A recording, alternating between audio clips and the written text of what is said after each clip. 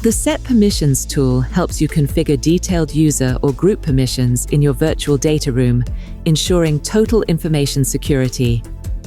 To access it, simply go to the Users tab, select a user or group, and click Set Permissions.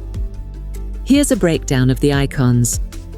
The eye icon allows users to view documents, while the printer icon enables printing or PDF downloading. Use the download icon to grant access to original files, like Excel sheets. And finally, the pencil icon permits editing and collaboration.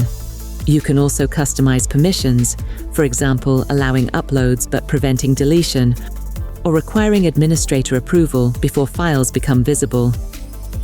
These permissions can be applied at the folder level or to specific documents.